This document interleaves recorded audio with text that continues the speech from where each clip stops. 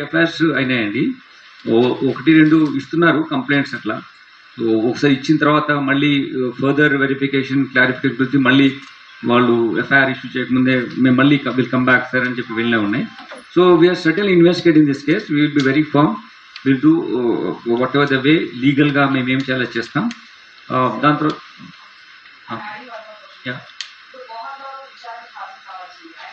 Arrest విషయం late ఏం కాదు. దాంట్లో మాకు ఇంకా మెడికల్ సర్టిఫికేట్ అవన్నీ తీసుకోవాల్సింది. దాని తర్వాత మేము ఆయన నోటీస్ ఇచ్చాము. ఆయన 24th వరకు టైం అడిగారు. Maybe out of is concern for me వెంటే దానికి మేము ఫస్టే మేము అగేన్స్ట్ చూపించలేము. కాకపోతే ప్లస్ ఆయన ఇంజూర్డ్ అయినాడు కాబట్టి ఆయన వల్ల వెళ్ళి ఉంటారు. కానీ చట్టం ఏ ప్రకారం ఏది తీసుకుంటే అది మేము తప్పకుండా చర్య తీసుకుంటాం. No, it has honorable court has given him time till 24th. We have to respect the court order.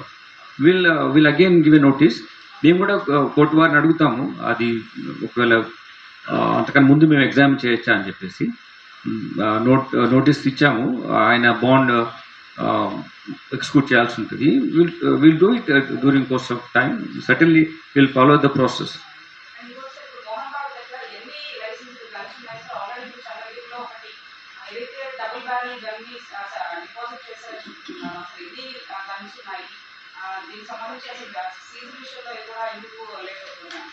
No, there's no delay in that.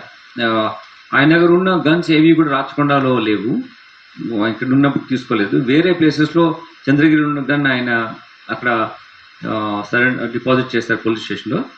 ఆయన ఎక్కడైనా చేయొచ్చు అనేది మేము నోటీస్ ఇచ్చాము ఆయనకు. మాకు దృష్టిలో 2 ఉన్నాయి. Because those guns not issued by Rachakonda. So మాకున్న ఇన్ఫర్మేషన్ 2 ఉన్నాయి. Will certainly deposit those. మీరు చెప్పిన ఒకటి డిబిబిఎల్ ఒకటి ఉంది, ఒకటి ఏదో స్పానిష్ మేడ్ ఒక రివాల్వర్ పిస్టల్ ఏదో ఉంది. Which is not issued by us. In the process of investigation we came to know that these 2 licensed weapons are with him అని.